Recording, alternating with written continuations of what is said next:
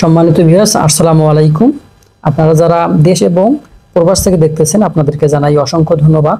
আজকে আমরা 3 বেডরুমের একতলা একটি বাড়ির ডিজাইন দেখব এবং এই বাড়িটি একতলা ফুল কমপ্লিট করতে কত টাকা লাগবে আমরা আজকে এই খরচটা জানবো। তো আমি প্রথমে গ্রাউন্ড ফ্লোর থেকে শুরু করলাম, অর্থাৎ আমরা ডিজাইনের প্রতিটা অংশ দেখব এবং A to Z আমরা জানবো। তো আপনাদের যাদের এরকম ডিজাইন পছন্দ হবে আপনারা স্ক্রিনশট দিয়ে এই বাড়িটি করতে পারেন, আর যদি আমাকে বলেন তাহলে আমি কিন্তু আপনাদের PDF ফাইল পাঠাতে পারি। তো যাই হোক, সেক্ষেত্রে আপনাদের কিছুটা পেমেন্ট করতে হবে। তো আমরা 3 বেডরুমের একটি একতলা বাড়ির খরচ এবং ডিজাইন দেখব বিস্তারিত। তো এই ডিজাইনে আমাদের থাকতেছে সামনের দিকে একটি সিঁড়ি থাকতেছে, এই সিঁড়ির নিচ দিয়ে হচ্ছে এই বিল্ডিং এর প্রবেশ পথ এবং রুমের সাথে দুই পাশে দুইটি ব্যালকনি বা বারান্দা রয়েছে। এই বারান্দাগুলো হচ্ছে 3 ফিট প্রস্থ আর এটা দৈর্ঘ্য হচ্ছে 10 ফিট। আমরা যদি রুমগুলোর সাইজ দেখি তাহলে আমাদের এখানে 12 ফিট বাই 13 ফিট এবং 12 ফিট বাই 13 ফিট, দুই পাশে আমাদের এই রুমের সাইজ একই রকম। আমরা একটু সামনের দিকে যদি অগ্রসর হই তাহলে আমরা এখানে দেখতে পারবো যে এই বেডরুম হচ্ছে 10 ফিট 6 ইঞ্চি বাই 11 ফিট। তো আমরা 3টা বেডরুম আমরা পেয়ে গেলাম। এখন আমরা দেখব আমাদের কিচেন রুমটা অনেক বড়, 8 ফিট বাই 11 ফিট, অনেকটা বড় জায়গা জুড়ে এই কিচেন রুমটা রয়েছে। আমরা যদি বাথরুম দেখি তাহলে হচ্ছে আমাদের এদিক দিয়ে 8 ফিট বাই 4 ফিট।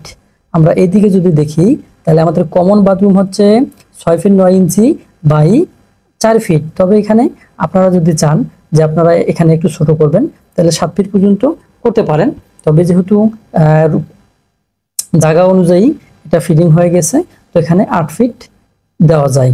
আমরা যদি সামনের দিক দিয়ে দেখি তো এখানে 12 ফিট 6 ইঞ্চি বাই 15 ফিট 5 ইঞ্চি, এই বিশাল বড় জায়গা। এই জায়গাটা হচ্ছে লিভিং এবং ডাইনিং স্পেস।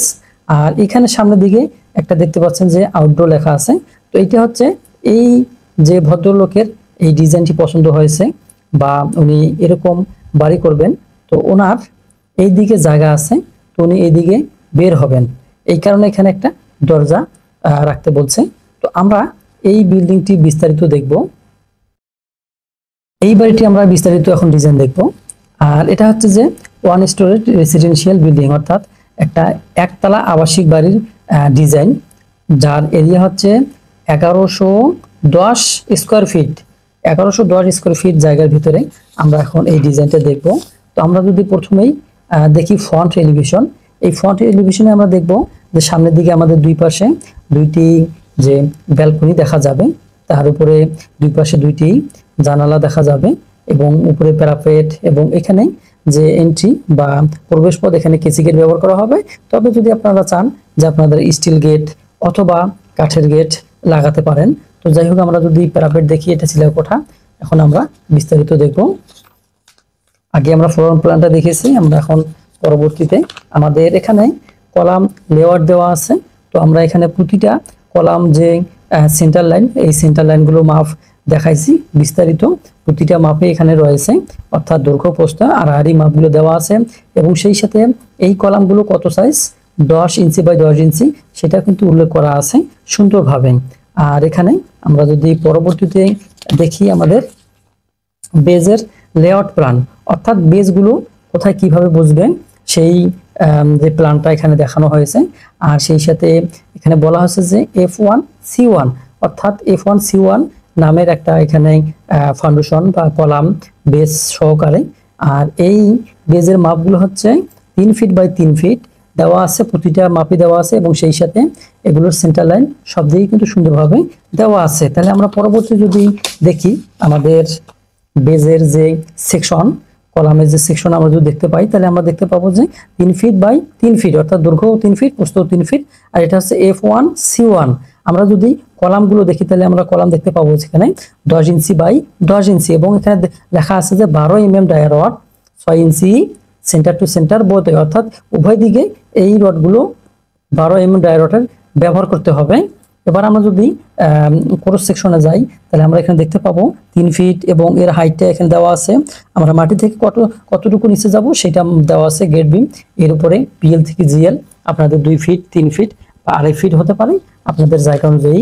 আমরা পরবর্তীতে দেখব সেকশন অফ কলাম টাই বিম, অর্থাৎ এই সেকশনে আমরা রডগুলো দেখব, টাই বিমগুলো দেখব, স্টিরাপগুলো এখানে দেখানো আছে L/4 L/2 L/4।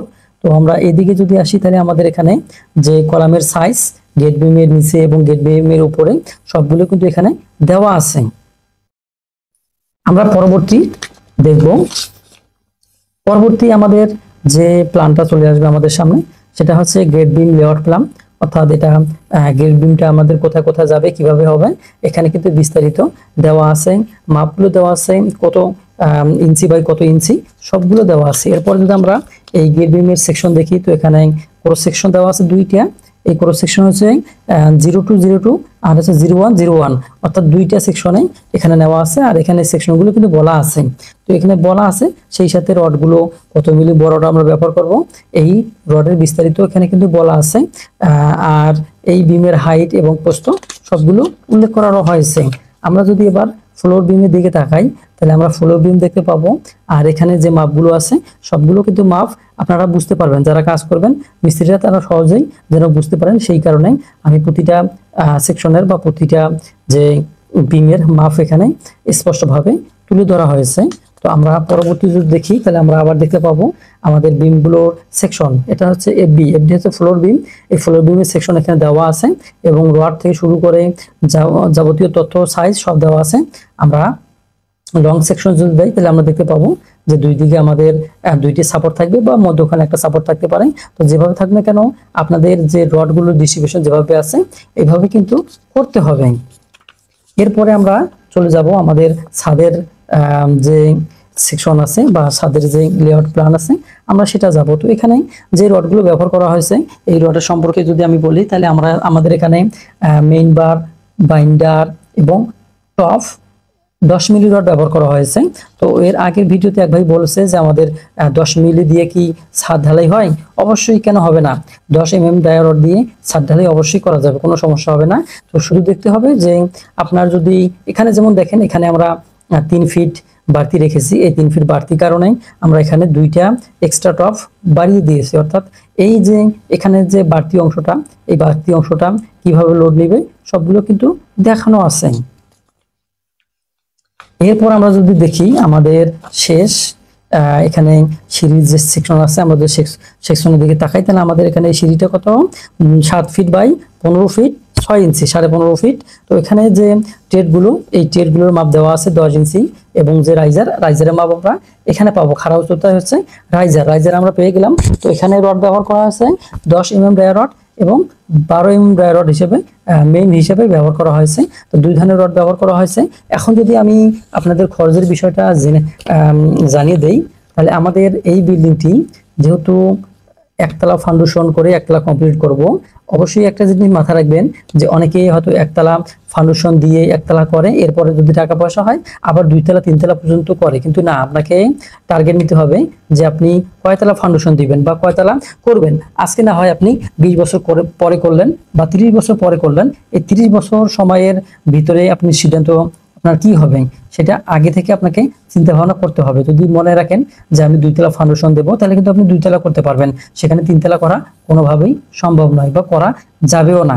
তো এই বিষয়গুলো খেয়াল রাখবেন। তো আমাদের এই বিল্ডিংটি এরিয়া হচ্ছে 1110 স্কোয়ার ফিট। আমরা এই 1110 স্কোয়ার ফিট যদি 3 রুমের এবং তার সাথে দুই পাশে টয়লেট, একটি কমন, একটি অ্যাটাচড এবং সামনে দিকে আমাদের রয়েছে ড্রয়িং প্লাস ডাইনিং, সেই সাথে কিচেন রুম, তো সব মিলিয়ে আমাদের এই বিল্ডিংটি এখনকার বর্তমান বাজার দর হিসাবে একতলা ফাউন্ডেশন দিয়ে একতলা কমপ্লিট করতে আমাদের প্রায় 20 লক্ষ টাকা লাগবে। তবে জায়গা এবং সময়ের ব্যবধানে এই টাকার অঙ্কটা কিছু কম বেশি হতে পারে, কোনো জায়গায় কম হবে কোনো জায়গায় বেশি হবে। তো যাই হোক, আজকে আমরা ভিডিও শেষের দিকে এসেছি। তো যারা নতুন আছেন অবশ্যই চ্যানেলটি সাবস্ক্রাইব করবেন এবং আপনাদের বন্ধু বান্ধব আত্মীয় স্বজনের মাঝে চ্যানেলটি শেয়ার করে দিবেন। তো আপনারা ভালো থাকবেন, সবাই সুস্থ থাকবেন। আজকের মতো আপনাদের কাছ থেকে বিদায় নিলাম। আসসালামু আলাইকুম রহমতুল্লাহ।